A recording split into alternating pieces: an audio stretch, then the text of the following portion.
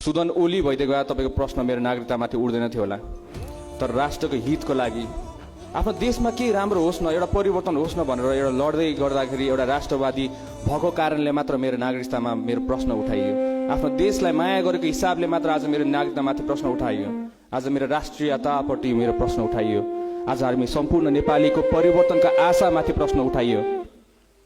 हामीले यो आन्दोलन यतिकै गरेको होइन, एउटा आशाले एउटा सपनाले गरेको थियौँ र यसमा जेन्जी मात्र थिएन, आमा हुनुहुन्थ्यो, बुवा हुनुहुन्थ्यो, दाजु हुनुहुन्थ्यो, काका हुनुहुन्थ्यो, सम्पूर्ण नेपाली हुनुहुन्थ्यो।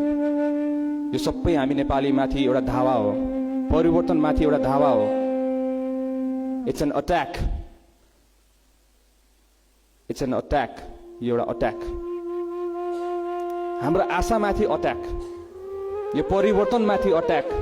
एउटा नयाँ नेपाल देख्नु चाहन्छु भनेर भन्दाखेरि त्यसमा अट्याक भनेपछि जो व्यक्तित्वहरू जो हुनुहुन्छ अहिलेसम्म, उहाँहरूले सत्ता धारण यत्रो 36 वर्ष गर्दाखेरि उहाँहरू राष्ट्रवादी थियो त? यत्रो काण्ड मचाउनु भयो, यत्रो ताण्डव मचाउनु भयो। हामी सबैलाई कति दुःख दियो। वीर गोर्खाली भनेर हामीलाई चिन्थ्यो, अहिले हाम्रो पासपोर्ट लिस्टको सबसे मुनिमा छ। कसले गरेको? कसको सफलता हो यो? यो त उहाँहरूको सफलता होइन र? हाम्रो देश समृद्ध हुन सक्थ्यो, हाम्रो देशमा परिवर्तन आउन सक्थ्यो। हाम्रो नेताहरूलाई तपाईँको बाहिर इन्टरनेसनल प्लेटफर्महरूमा जाँदाखेरि तपाईँको इज्जत दिएर सम्मान गरेर उहाँहरूलाई स्वागत गर्न सकिन्थ्यो, तर त्यो स्वागत सबै हामीले गुमायौँ। र त्यही स्वागत फेरि आओस्, त्यही समृद्ध नेपाल फेरि देख्नु पाओस्, त्यही सपना फेरि हेर्नु पाओस् भनेर आज हामीले यो गरेको आन्दोलन हो।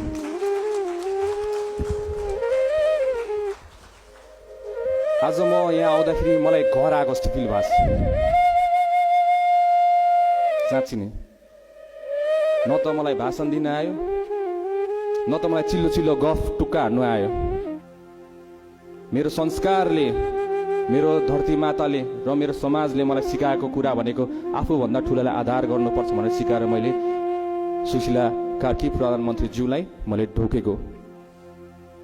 यो मेरो समाजले सिकाएको कुरा हो, मेरो संस्कृतिले सिकाएको, मेरो परम्पराले सिकाएको कुरा हो र यसलाई म कतै पनि लोप हुन दिदिनँ। भलै जति पनि हामी मोडर्न हौँ, भलै हामी जति पनि वेस्टर्न हौँ, सोच बदलिला, तर आफ्नो संस्कार कहिले बदलिन सक्दिनँ। जुन चाहिँ हाम्रो इमान जमान एउटा हाम्रो पहिचान हो। नेपाली भनेपछि एउटा पहिचान हो। मेरो बच्चापछि आउनेवाला पिँढीलाई मैले के सिकाउने? मेरो आमा बुवाहरूले दिएको र मेरो समाजले दिएको मलाई संस्कार त्यही नै दिने हो। मैले उहाँहरूलाई दिन सक्ने भनेको त्यही नै हो। तर अब जिम्मेवारी थपेको छ, अब एउटा नयाँ नेपाल दिनुपर्ने जिम्मेवारी थपेको छ।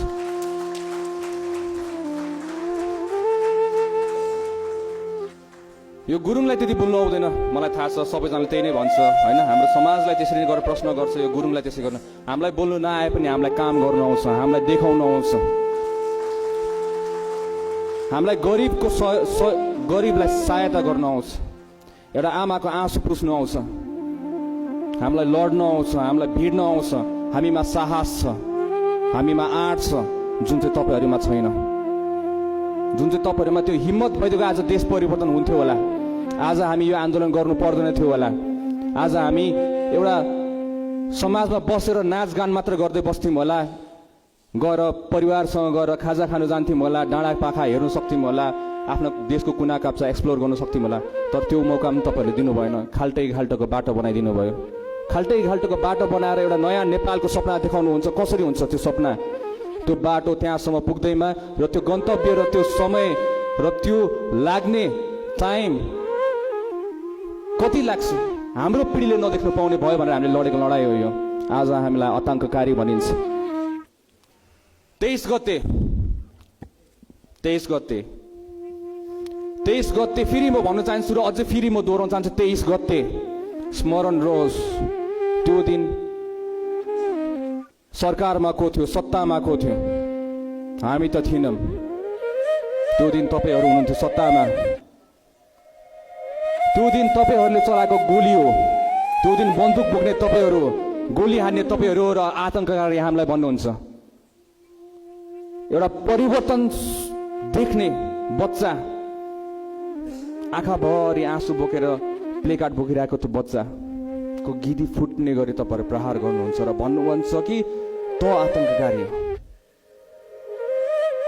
त्यो बच्चा आतंककारी हो।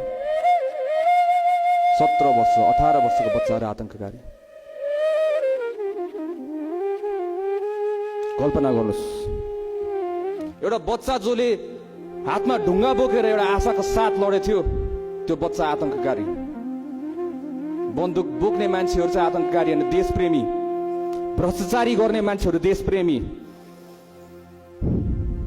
एउटा आमा गाउँमा तपाईको बच्चा नपाउनु सक्दाखेरि तपाईको उहाँलाई बाटोमा तपाईको डोकोमा बोकेर लाउनु ल्याइराख्दाखेरि उहाँको मृत्यु हुन्छ, उहाँ राष्ट्रवादी। अनि हामी आतंककारी। समाज कतातिर गइरहेछ, हाम्रो नेपाल कतातिर गइरहेछ। र फेरि यो आतंककारी भन्नेहरू हेर्नुहोस्, मान्छे विज्ञ जसले आफूलाई विज्ञ भनाउँदाहरू, हामीभन्दा धेरै ठुलो पाखा जेठा पाखा मान्छेहरू जसले चाहिँ हाम्रो लागि लड्दैनन्। र आज त्यो लडाइँ हामीले लड्नु पर्यो। सानसाना कलिला हात, एउटा कलम समाउने हातले लड्नु पर्यो। ढुङ्गा बोक्ने एउटा बाध्यता बनाउनु भयो, किनभने उहाँहरू चाहिँ बुझ्नु हुँदैन रहेछ। त्यो ढुङ्गाको बदलामा तपाईँको गोली प्रहार गरियो। आज त्यो वीर शहीदहरूलाई सम्झाउन चाहन्छु म, त्यो घाइतेहरूलाई सम्झाउन चाहन्छु, उहाँहरूको साहसलाई। र सम्पूर्ण निमुखा बालबालिका स्कुलको बच्चा, कलेजको बच्चाहरू जो एउटा नयाँ नेपालका लागि सडकमा आएर बन्छ होला देश भनेर आशाका साथ अगाडि आएको, उहाँहरूलाई सम्झाउन चाहन्छु र उहाँहरूको साहसलाई म सलाम ठोक्न चाहन्छु।